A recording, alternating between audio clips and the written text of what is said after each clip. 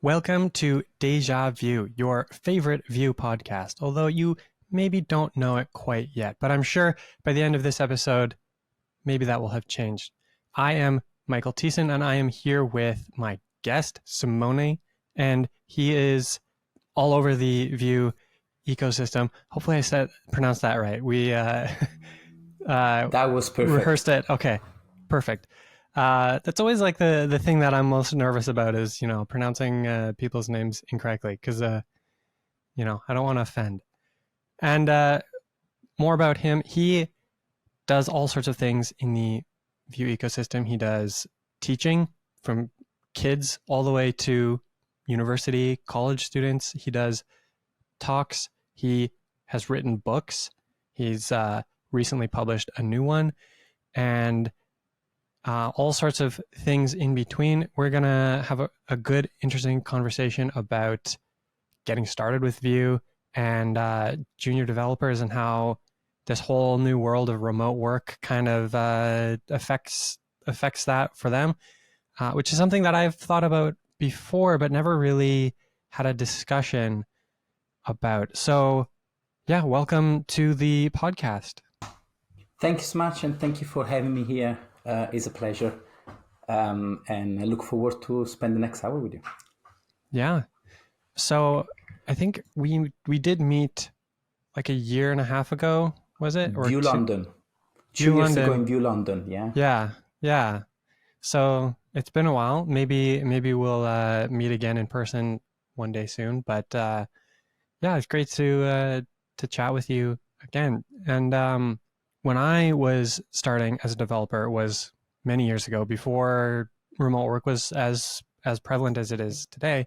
And it was so beneficial to have other developers around me that I could just, I could just walk over to the desk and say, I don't get this. How would you do this? Even just like, I'm in the kitchen area waiting for my tea to steep and someone comes by and we get chatting about whatever. And like, there's all these like little moments outside of code reviews and outside of, Slack messages and stuff where learning and just all these other career things can happen.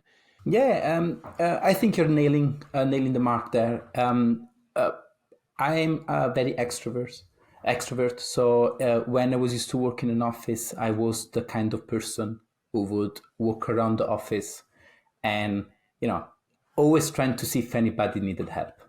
On my last 2 years in my previous job, when again we were in the office based, we were used to have 6 graduates every year. So every September we'll have 6 people starting from university, and I remember the first few months going around, and like you're saying, many times you will see frustration in people while they're working and offer help. Many times you will go in the kitchen while having a coffee, you can see people thinking and say, what happened? And they tell you what's the problem. So many times that you will help somebody was not because you were clearly asked for help, but because you saw the help was needed. I think what we're doing now with remote working, we are putting people behind a black box. We're setting stand-up. We're setting meetings, lunch and learn. We're setting these things, but they are the same meeting as we had before in a product company. But again, I've never seen a junior developer doing a stand-up saying, I really need help, I'm struggling. The struggling was coming up as there. And another thing as well is, when you learn cool Visual Studio extension or shortcut, nobody will ever go in a meeting and say, hey, just to let you know, I've learned these cool shortcuts. Yeah. Shortcuts are learned in the kitchen or shared, or somebody say, look at this cool thing. You wouldn't have a remote meeting on that. Or you're looking over someone's shoulder and you're like, wait, why does your editor what did you do? show you who's like the names of the people that did the commits? Like, how did you do that? Correct. So I know that, you can do pair programming, and a lot of this can be highlighted in pair programming. But again, there's something else that is really missing behind. And I think as an industry, we need to do something to help people starting in development, because a lot of developers are starting and the first work is straight remote. And I really don't know how they're coping. And what I can see that the growth is slowed down. So people that start remotely, they will not grow and develop as fast as somebody who has been supporting the company. That's what I've seen in the recent years, and that's what a recent conversation with loads of juniors highlighted. So I did loads of networking in recent conferences, and I was starting to realize that people really need an office. Yeah, I wonder if so like one of the things that the company I worked at last that they did was sort of like an open office hours kind of where it was like here's 30 minutes every day that if you want to we can like show up and kind of exchange information, maybe you learn something new. It's like kind of it's a more casual than yeah Yeah, just like a meeting that's you have to bring this or like this is the agenda. correct. And so yeah, I don't know. Yeah, yeah. Again, we do a lot of this as well. But when something is not spontaneous, you may not reach those kind of needs. Yeah. And again, there's more that can be done also from the junior perspective. But again, we know how hard imposter syndrome is at the start of your career. It never leaves you, even Mm-hmm. when you're an architect. So you know how hard you feel like you're an imposter. Is we need to realize that, and people are not going to come and say I got this problem or I can't do that. What will happen is that people will work crazy hours behind the scene to achieve Mm-hmm. what they in reality cannot achieve. And it's going to be hard to get away from that because again we're behind this monitor, and it's hard to let people come forward. Yeah, one of the first pieces of feedback I got when I was just, like one of those six graduates, just like Mm-hmm. fresh, was you need to ask more questions. Like you need to stop just like trying to figure it all out and like Mm, you're getting stuck too often. And it's hard to know, okay, am I like have I tried hard enough? correct. Have I tried all the options? Like at what point do I go? And so yeah, it's a Yeah, hard balance to figure out there. So yeah, correct. I definitely see that. Totally agree, unfortunately. So you do all sorts of mentorship. You had Mm-hmm. mentioned you do all the way from kids in primary school teaching programming and all the way up to like lecturing Yeah. at university. So I would love to know more about like what does that look like? Are you teaching Vue in this, or is this more just like general programming and like the basic ideas behind programming, or like how does that look Yeah. like? So I go to teach coding in primary school once a week. So I teach to kids in year 5, 6 in UK. That relates to kids from 8 to 10 years of age. In that case, I don't teach Vue as much as I would like to. I don't teach them Mm-hmm. Vue. We use two different software. One is called Scratch. I don't know if you heard of it. And the other one Yeah. is actually called Microbit. So it's very similar. It's block coding. So you're able to drag and drop, if statement and conditional and events and Right. messaging. But for the Microbit, you actually have actual something similar to an Arduino that will then work. And for Oh, Scratch, you can okay. actually create games. It is astonishing what the children can make in the hour going forward. There's a lot of things that we do together, but what the main aim for me is I got two aims for this. Number one is letting children know that coding is a career available. 90% of the time, people will say, "Oh, my dad said that you need to be a gig." So Mm, it's removing that stereotype. Number one, showing them that it's okay, showing them that it can actually create, spark the curiosity. And secondly, I do a lot of, so I work at Digital Labs where we try to push for minority and for more, for example, for more women within the development environment. So the first thing they also do is ensure that women and girls in the class are well aware that coding is possible. And therefore, I really try to, at that time, you have a possibility to hit the mark on both. So I really try to let girls know that they can thrive in this industry. So I work really hard on that front with them as well, and also with the teachers. So the course has been going, is the third year running that I do it. So okay. it's been going very well. And it's if you have a kids, open Scratch. There's so many tutorial things. They will love it. Yeah, I've heard of that one before, and yeah, my daughter, she's only 6 months old, but I'm looking forward to the day Correct. when I can maybe show her some things, and Correct. you And know, the microbit is the cheap. It costs around $20. So if you have somebody okay, that is around 10 to 12 years old, is the best present you can buy. You have motion control, accelerometer, buttons, LED, radio. So we create a balancing game where you have to balance LED to hit marking and points, okay, or we created you had to find where the other microbits were with Bluetooth and radio.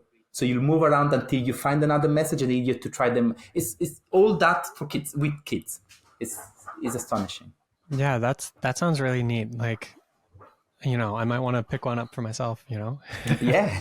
Hey, uh, but yeah, I like the idea of bringing it more into the real world, because I mean, especially for with kids, you don't necessarily want them to just be like, staring at a screen for even more time of the day, and it's also harder to maybe, I mean, kids love video games, so maybe this is wrong, but like having something in the real world is a lot more interesting in some ways, you know. So, I like that. correct. Yeah, and again, also it builds up the a team. So they do a lot of this in teams. So Okay. it's great. And is every year. So the class in UK are around 25 to 30 kids. Every year there is around 2 to 3 kids. I look at them and think they're probably going to be developers. There's Yeah. always the few people who stands out. That's really neat. And for in your guest lecturing, I'm sure you're no longer using Scratch and block based programming at that point. Correct, correct. What so in my career, I've been lucky enough to had the chance to interview hundreds of people. So in my previous job, we were hiring quite a lot, and the same this not. So I've known what is missing from people that come from either university or for people that are aspiring developers. As you mentioned, I wrote a couple of books. The first one is a self-published book, and it's called Beyond Coding, and it's really for people that finish university or finish studying and they want to get into the career.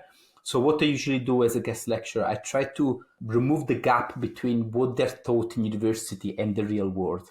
So, for example, Hmm. some of the things I do, I'm a Git Kraken ambassador. So I like to go to university to tell people what it's all about in Git. Because what they usually do, they're taught what Git is, but they have no idea Mm-hmm. what actually Git means in a real world. Then I also set expectation on the speed of development, what really is expected for them, the speed of learning, the fact that as developer we will never stop learning. Is very common. Again, in the panel that we did in Vue Germany a couple of weeks ago, the whole panel was asked who had a computer science degree, and of the panel, nobody had. Nobody has done Hmm. any education that was computer science driven. So we know that there's a high percentage of people not without a degree in computer science that are developers. And I always try to reduce the gap because I've learned now that people that go to university, they are sold an unrealistic reality of the fact that they're ready for it. They're ready for the world of work as soon as they finish university. Hmm. And unfortunately, that's not true. And not because university doesn't give them enough, but because there is more. And that's why I wrote the book. So there is the understanding what really means having a pull request, understanding working with a team, understanding, the speed of development and learning and all these things. And this is usually what I try to do in universities per se. And yeah, it's a hard battle. Yeah. Do you yourself have a computer science degree? I do not. Okay. I've done business management and economics. So I got a business Okay. degree, but no computer science. So completely self-taught. Yeah. So I have a computer science degree, and I remember my favorite professor. He wasn't technically a professor. He was a manager at some local software company, and basically he saw that there was a gap between the skills that people had coming out of university and what what was needed. And he was like, this isn't good, I need to fix this. And so he quit his job and became a lecturer at the Nice. university.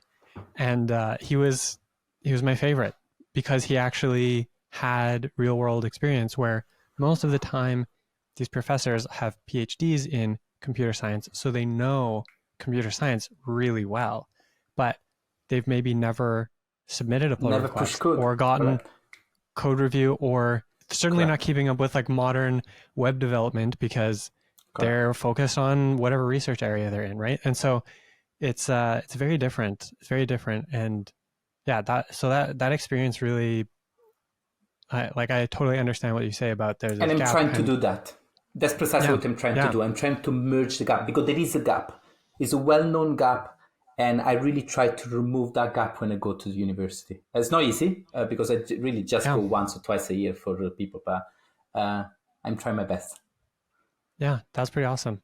I think there needs to be more of that. The way, so I live in Waterloo, which is just outside of Toronto, and the university here, which I didn't go to, but the university here, they do this co-op system where you go, I think it's six different semesters. Mm-hmm. You, instead of, you sort of like alternate going to school and then going on an internship for Nice. like 4 months. So as you are learning these different things in university, you are also going to Applying them. and working, and then you're learning, oh, this is a pull request, and then you're coming back and learning more stuff about that in school, and Mm-hmm. like you're sort of like going back and forth. And so I think that sort of helps like solve some of that problem because they're learning the practical stuff in Mm-hmm. addition to the Correct. like the more theoretical stuff. If somebody would ask me, what do you think students should do? The answer is clear. Every student should get into open source. Every student should do that during their course. They should, that could be a great topic. Like they need to Mm-hmm. do at least 10 pull requests. And they need to do at least some 10, 10 code push to an open source project because that's where you learn, right? You learn Yeah. what PR is. You learn that you need to set standards and follow standards. You learn how to have conversation. You understand the complexity of work. There's a lot that can be done, and I think open source is the one thing that I always push, both in both books actually, right, about open source because it's really what has driven the front end industry, and I think what will continue to do so. Yeah, I think that makes a lot of sense. Maybe you should push to start an open source contribution course where instead of lectures, it's make a pull request every 2 weeks or something. I don't know. And then Nice. Oh, I get like like that real world feedback in there. that. Would be good, and you actually get tested by the quality of your pull request. Yeah. If they're accepted, then way to go. Here we are. Here, Alex and the rest will be happy to hear that. Alex and Ivan are jumping for joy. Yeah. So you mentioned the conference in Germany, which happened, I think, last week. So Last it's week. Yeah. fresh, fresh out of there. Mm-hmm. So you said you were talking with lots of people, networking with lots of people. What kinds of conversations were you having, and like what kinds of things did you learn from the people at the conference there? I was trying to really understand the current status of the industry. I was trying to, wanted or not, in Vue Germany, there were a lot of people from Europe, and I do work with a lot of people from America. So I just wanted to see a feeling of how people felt themselves as, how is the work going? How is Vue perceived in Europe? Hmm. How is Vue stability and growth? And I'm happy to have heard loads of really good things. Of course, you're on a Vue conference, but Yeah. I also done a Vue conference a couple of years ago where people were a bit unsure because of the Vue 3 deployment and the ecosystem. But now people are Yeah. very happy, very stable. Everyone looking forward what has to come from even new company, Void Zero. So Mm-hmm. there was a lot of discussions there, and Yeah, very nice to see a lot of first-time conference attendee. So that was really good. So I was trying to be as friendly as possible because going to a conference for your first time is not easy. You don't know where to No, stand. no, it's hard, and like I'm quite an introverted person, and so it's always hard to figure out like how do I just like strike up a conversation with random people, and like how, oh, these people, they're having a good conversation, like maybe I want to join that Hmm. conversation. How do I get into that? And it's Yeah. like can be like this awkward dance. And even being a speaker, and now I have the privilege that some people even recognize me at these conferences. Occasionally I get a couple people who you know tell me they like to book or whatever. But even then it's like not, you would think that more people would come up and say, "Hey, I love this," and like strike up Yeah. conversation, but it's still just as difficult. So Correct. Correct. yeah, it's hard. So yeah, Yeah. we need us introverts need extroverted people like you to come in and say hello and start the Yeah. conversation. I'm telling you, not everybody was very happy of me going around, but in the long run, they don't know that actually I helped them out. My Yeah. main message was if you're coming to a conference and you're not just watching it remotely from your house, the main reason is because you need to network. Otherwise, Hmm. just stay home. So I was going around tables and telling people to come around and introducing people around. So yeah, Yeah, it's all too easy to like bring your laptop and then you're sitting in the correct, back and maybe you do a code review of some work or whatever because they correct. need it, and you just get sucked back into the to your normal routine, or you're talking with like a Hmm. coworker that came with you, and it's like you're not getting everything out of it. But I know exactly what you mean, and I try to also like break out of my shell a bit more, but it's always difficult. So Always difficult yeah. indeed. Yeah, I did. I suggested to the conference organizer, let if they implement it, I do apologize. I take no responsibility in this. But I suggested them to. So in Vue Germany, we had round tables, so Hmm. everyone was sat on different round table. And I told them that it would be nice if after every talk or after every break, people have to change table, so that you have to be with Oh, somebody okay. different. Some people will be like, "Oh, I hate this," but actually, it will help because it means that you meet 10 to 15 people just by changing tables. So Yeah. we'll see. Who knows? Yeah, do that and maybe like icebreaker questions in between speakers or something so you can like get to Correct. know the people a bit, and Hmm. yeah. Yeah. Yeah, yeah. That's all about the conference, right? The conference is about networking. Is about the people that you meet and finding out that you are not alone. So many Yeah. times people will be like, "Oh, you can't believe it! I still work with this project that is on, Vue 2, and I still do this that is in a legacy." But when you go to a conference, you realize that everybody's the same Yeah. because very few people work on the latest and greatest, on the best technology, or can use whatever they want. So it's nice because you set yourself to a standard that is expected, and it let you understand that you're lucky to be where you are and be happy where you are. Yeah, and talking with real people, you hear what people are actually working with. Like so many people are on Vue 2 and just like you, upgrading your giant application to Vue 3 or to, Correct. you know, Nuxt 4 or whatever is not Hmm. so painless. And so it takes a while, and maybe, other features are prioritized. So it's taking a while. Yeah. And you also hear more nuanced things that people like, most people don't share their opinions on Twitter. And if they do share opinions, they're maybe not the whole thing. And you can only share so much through text versus actually talking about things. And so, yeah, Yeah. I was. I'm very opinionated, and there's yeah, two opinions I have about Vue that okay. I'm probably completely against the rest of the world. I'm very Uh, interested. Number one, I think the composition API, the way it's being used, was a mistake. Like I really don't like it. And Okay. my explanation is that I really, really like it to create reusable functions. So for creating Yeah. composable, I think that was precisely what was needed. And we've seen this with the Vue use from Anthony Fu. That repo is the Bible of Vue.js. Like without that repo, you cannot develop.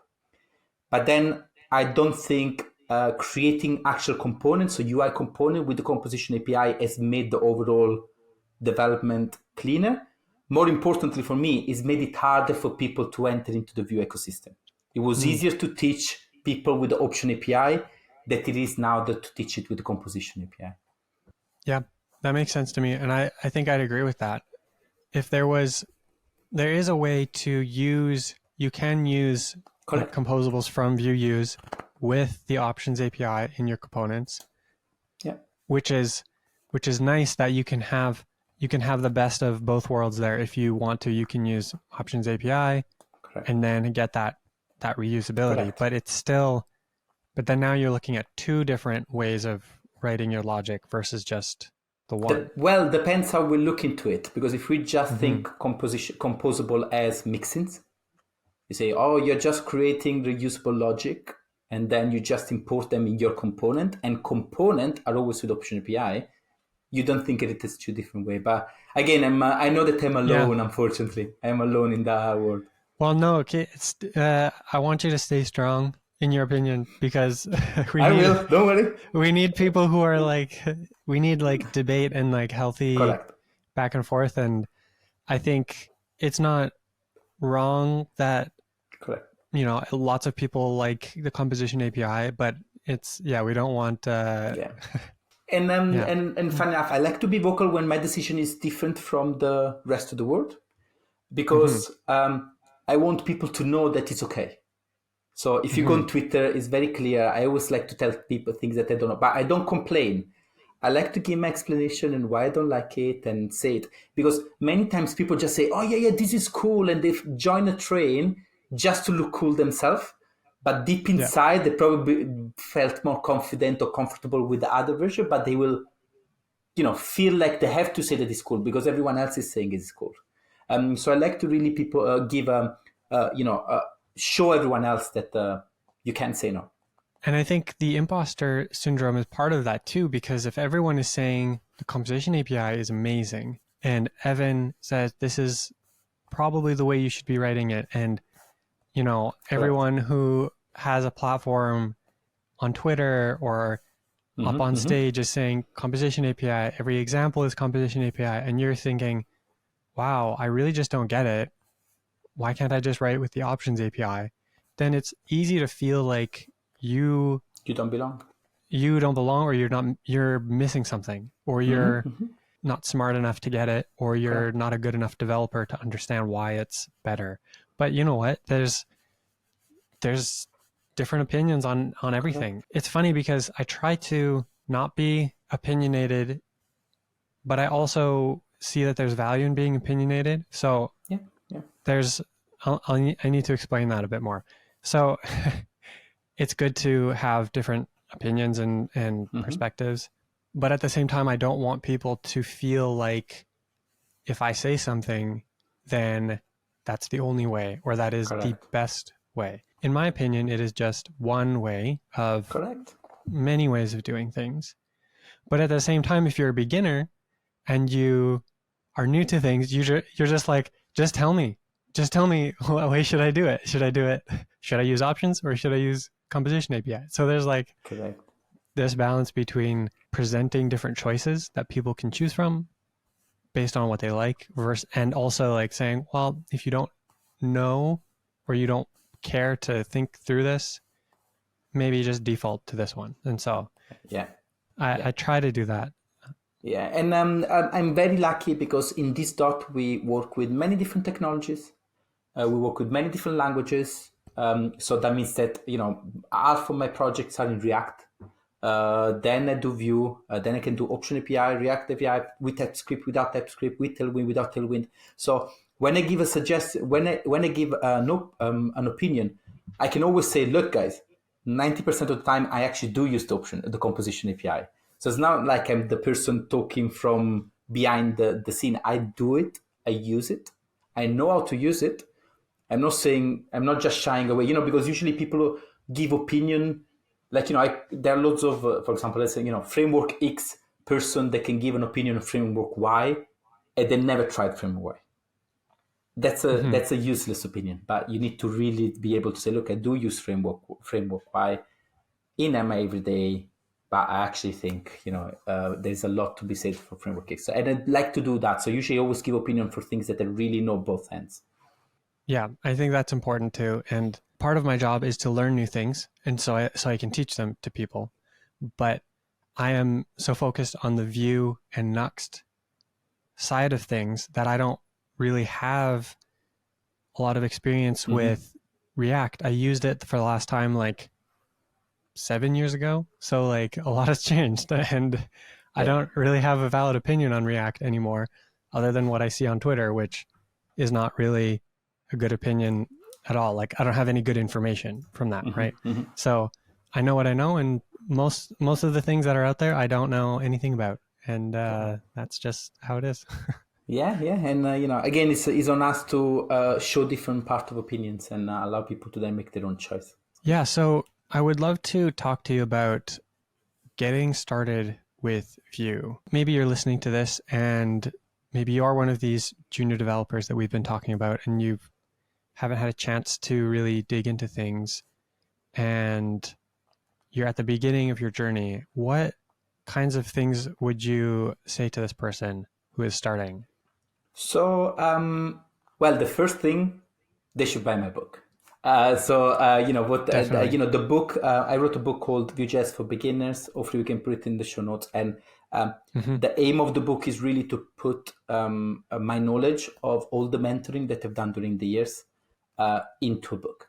Now, if we go back, what I suggest people to do, learning Vue is a two-part. One is the technical, but the one that I think is the most important is community. So you view as a very unique community that is different from other framework that you need to buy in, you need to learn and get into. So I think the best way to get started is really go on the Vue Discord, start to go into the the everything that is Vue related, start to really access, start to follow people such as yourself, Alex, even Daniel Rowe, Jessica Sachs, all those people that are really part of the community, and start to really understand where the community is going, because if you want to use Vue, the best way is to be part of the Vue community because it really helps. Also, the Vue community is very welcoming. So if you go on the Discord channel, you can see how helpful they are, how many people can find their first step and their first suggestion, the first a project to go into. Then, as I do with every framework, no matter if it's Vue or not, I think the best way is to try something. So do something small, set yourself a small project. The important is that you're not creating a project from scratch. Otherwise, you're going to spend 90% of the time on what should be the name and how should the button look like. So really Yep. take something out there, something that exists. It can be the BBC weather forecast, so it can be a news website, it can be anything. Just take something that is already out there. I think that is 100 Days of Code or Bootcamp. They have started website that you can take inspiration from. So just take something like that and reproduce it. But then, uh, as you start to get your grip on the basic, push your boundaries. And there's no better way to push your boundaries than to check out the Vue use. So how would you check out the views? So, for people that are not aware, Vue has something called composable that are reusable pieces of knowledge. So you can create a Vue use for use mouse, and it will tell you the X and Y coordinate of the mouse as you move it using the Vue reactivity. So what I usually like to tell people when I mentor them is, can you create the logic for the views for me? So create a logic for use mouse. How would you do it? So people should try to do it themselves, and they should go and see the open source package of the use mouse and say how different it is. What have they missed out? What nice to have would have added? And then I will do the Mhm. same with packages. For example, you can use shadcn to really learn how packages are created, even if that can be daunting because it's a bit more advanced. Like, packages created from component libraries are very advanced. But I would really get that, like get into community, get into the open source and see the code, and that's just the beginning. That's a great suggestion. And I think there are two things on there. Like, so the first one is I've seen people who are getting started and they get hung up on the what should I build, and oh, but there's a million other to-do list applications. Like, Yeah, yeah. I want to build something useful. And it's like, okay, like slow down. You're not like trying to start the next, Correct. billion-dollar company. You're You're just not a trying to unicorn. learn. You're trying to learn how to write code. So just like pick whatever, and it can be literally anything, and Correct. you can do that. I had someone ask me, a friend, she's learning Python, and so she was asking me about this, a similar question. And one thing I suggested to her was to check out different APIs, because sometimes you can build a pretty interesting and fun application by just connecting different APIs together. Hmm, So hmm. like you're mentioning, build Yeah, like a forecast page or something, but you can connect to some weather correct. API and get The the weather app forecast, API and is then free. Yeah, and then figure out something fun to do with that, or maybe even like connect that to, I don't know, a Google sheet using their API. I don't know. yeah, I'm yeah. just I'm just coming up with stuff, and like you can make whatever application you can think of just by like connecting different APIs, and that can be one interesting way of putting stuff together.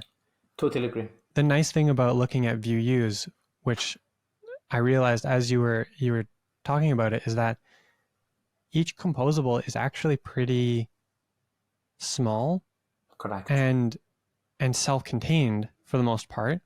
And Hmm. so it's pretty easy to be like, okay, this is just, 100 lines of code.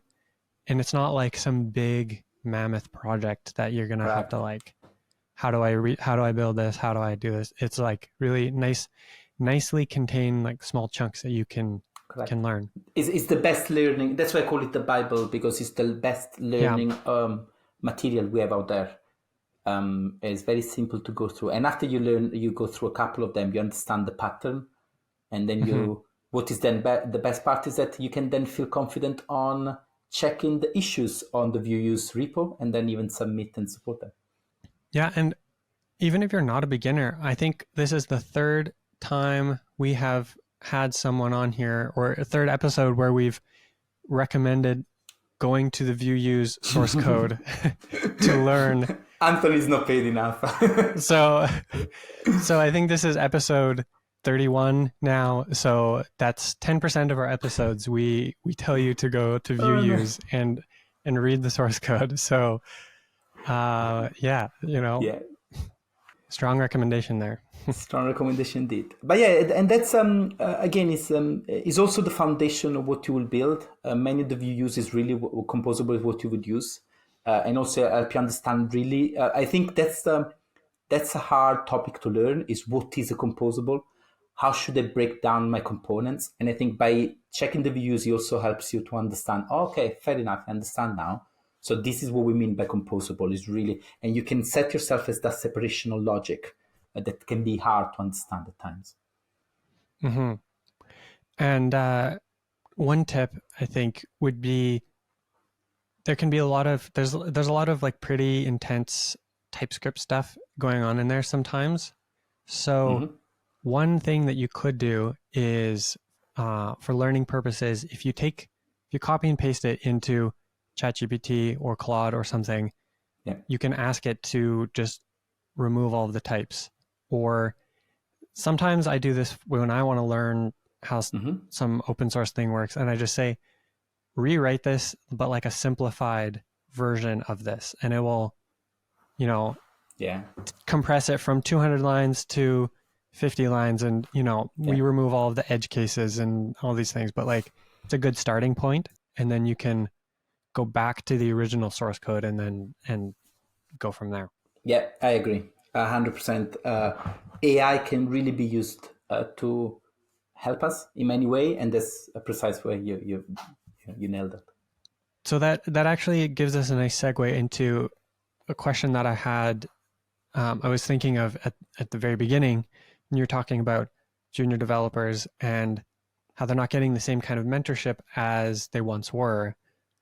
So now we've got AI assisting us with Copilot and other things, doing autocompletes, and even like ChatGPT and Claude, which can like write Yeah. large pieces of code for us that are sometimes surprisingly good and often surprisingly bad.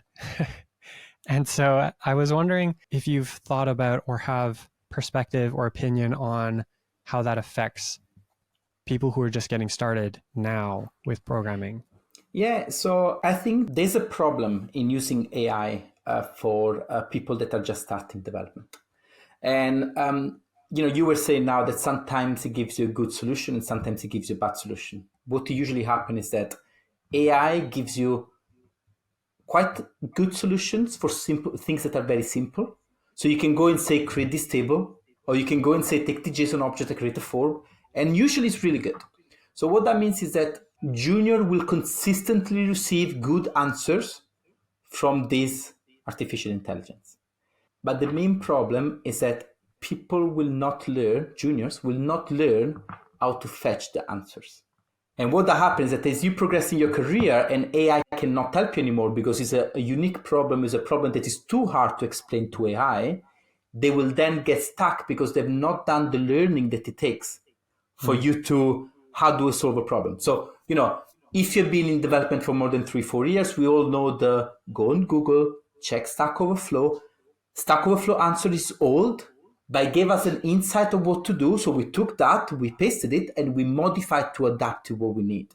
There was a Mm-hmm. lot of learning that took care into this is what I need, this is what I've given, and this is what I actually need. So your modification, that's the learning process. So it's the journey of actually going from a question to an answer.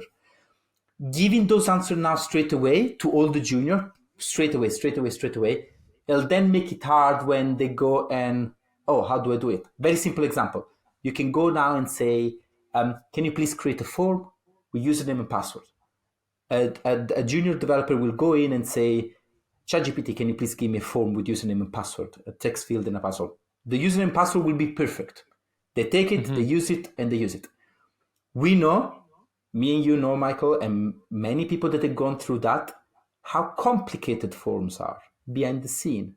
How many things you need to know about forms. Why do you need to wrap it? How do you need to make sure that the submit button works? What does it have to do with the password, the autocomplete, the error place? There's a lot of things that it may be given to people using ChatGPT. Now, it's okay if I use it because I've been through, so I will be able to still know about those gotcha. But a junior developer will not. So when the time comes that they then question why it's done this way, the answer will unfortunately be ChatGPT did it for me. Mm. And we're going to miss those points. So there's a lot of learning. I think there's a lot of good quality code that we're going to miss in it. Yeah, I totally see how that can happen and how there's a missed learning opportunity because you don't have to think through what's going on.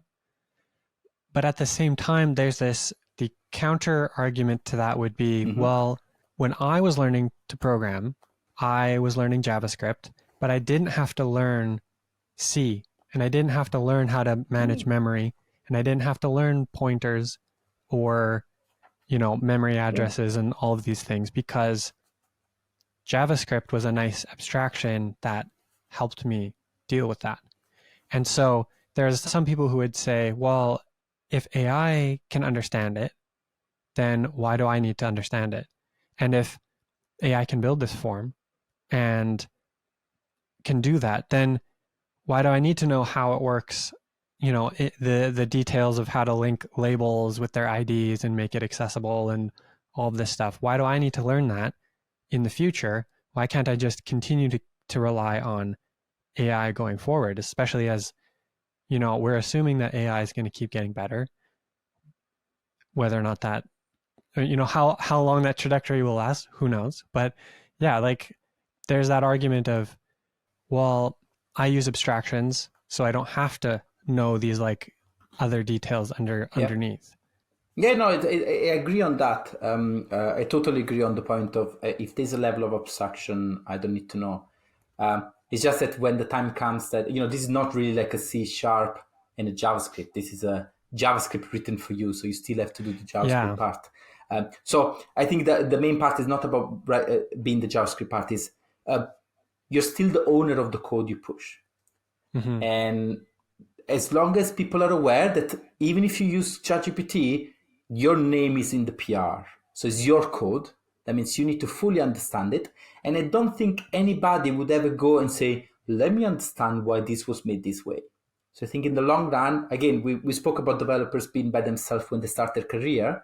Now we got developers being taught by an AI by themselves starting their career. So in the long Hmm. run, it's just going to make either senior less senior, or it's going to lengthen the process of the career development.